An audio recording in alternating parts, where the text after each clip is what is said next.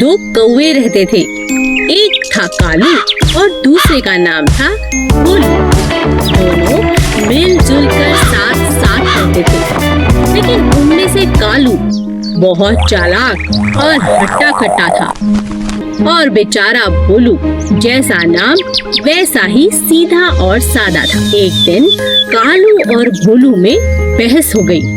मैं तुमसे ज्यादा हट्टा कट्टा हूँ, इसलिए मैं तुमसे ताकतवर हूँ। नहीं नहीं, मैं तुमसे ज्यादा ताकतवर हूँ, क्योंकि मैं तुमसे उम्र में बड़ा हूँ और ज्यादा समझदार हूँ। दोनों अपनी अपनी बात पर अड़े रहे।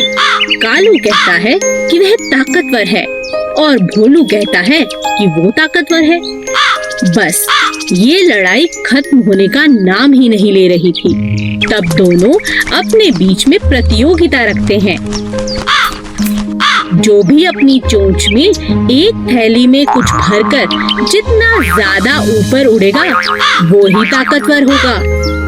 कालू बहुत चालाक था। उसने अपने थैले में रुई की गेंदें भर दी, लेकिन भोलू के थैले में नमक भर दिया, जिस बात का भोलू को पता ही नहीं चला। अब दोनों ने उड़ान भरनी शुरू की। देखते ही देखते कालू ऊपर की तरफ चला गया और बेचारा भोलू वजन के मारे ज्यादा देर तक ऊपर नहीं उड़ पाया। वह नीचे नीचे ही उड़ता रहा, क्योंकि उसकी थैली में ज्यादा वजन था। तभी अचानक बहुत तेज बारिश होने लगी। कालू बहुत परेशान हो गया, क्योंकि रुई की गेंदें बारिश के पानी की वजह से भारी हो गई थी, जिसकी वजह से उसका थैला भी भारी हो गया था। उसे उड़ने में बहुत परेशानी होने लगी। लेकिन भोलू को बारिश अच्छी लगने लगी, क्योंकि बारिश के कारण उसका थैला अब हल्का हो गया था, क्योंकि बारिश के कारण उसके थैले में रखा नमक घुलने लगा था।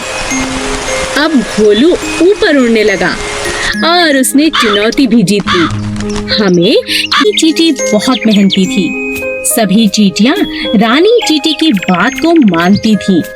मिलजुल कर वे अपना घर बना रही थी। उसी जंगल में अप्पू नाम का एक हाथी भी रहता था, जो बहुत शैतान था। वह सभी जानवरों के साथ बहुत मस्ती करता था। जब चींटियों का घर बनकर तैयार हो गया, तब वे अपने लिए खाना जमा करने लगी। तुम लोग इतनी मेहनत क्यों करते हो? कितना थक जाते होंगे। मैं अपनी सूंड से तुम्हारे घर को कभी भी नष्ट कर सकता हूँ। ये मेरे बाएं हाथ का खेल है।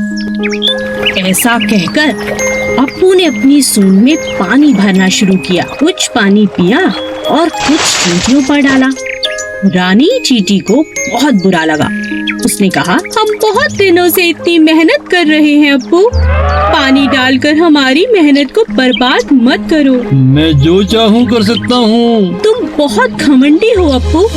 हम सभी जानवरों को मिलजुल कर जंगल में रहना चाहिए। हम सब एक दूसरे के काम आ सकते हैं। तुम इतनी छोटी चींटी, तुम मेरी कोई मदद नहीं कर सकती। कुछ दिनों बाद जंगल में एक शिकारी आया। उसने अप्पू को पकड़ने के लिए जाल फैलाया और अप्पू उस जाल में फंस गया।